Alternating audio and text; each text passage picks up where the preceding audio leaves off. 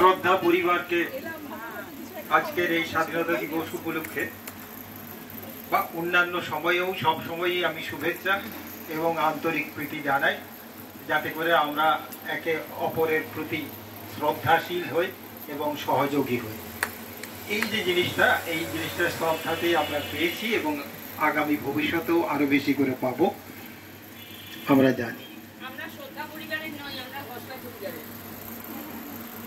আমি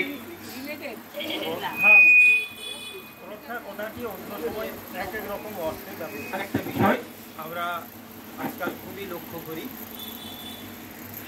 সেটা হচ্ছে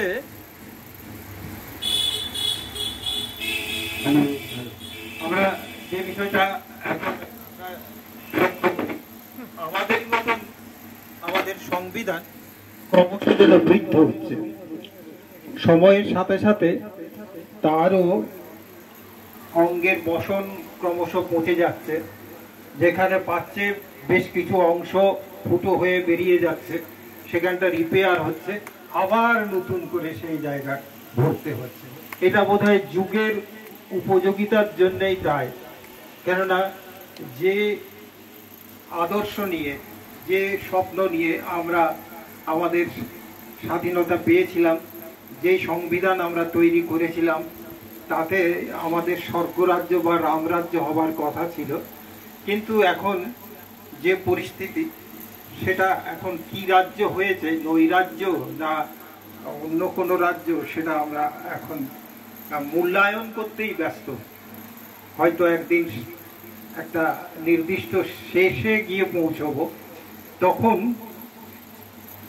নতুন করে আবার সংবিধান তৈরি হবে কিনা জানি না।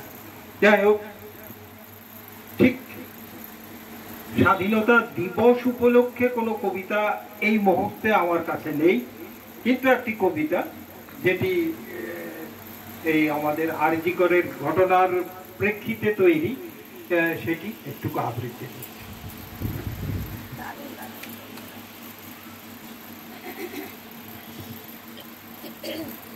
সাবধান, সামনে বিপদ, যাতায়াতের পথের মাঝে, অফিস কিংবা হাসপাতালে, একলা ঘরে, বাসে, ট্রেনে, সামনে কিন্তু গর্ত আছে।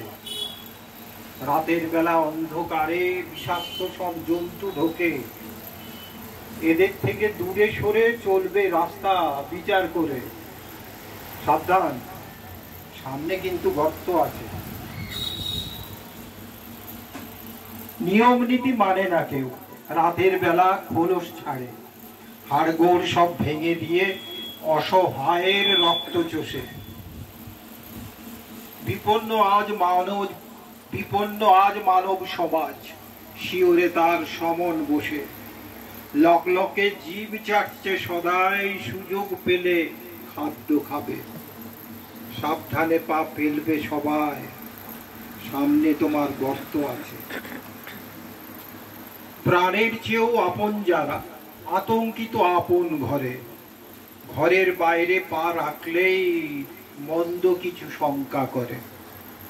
সাবধান, সাবধানে পা ফেলবে সবাই, সামনে তোমার গর্ত আছে।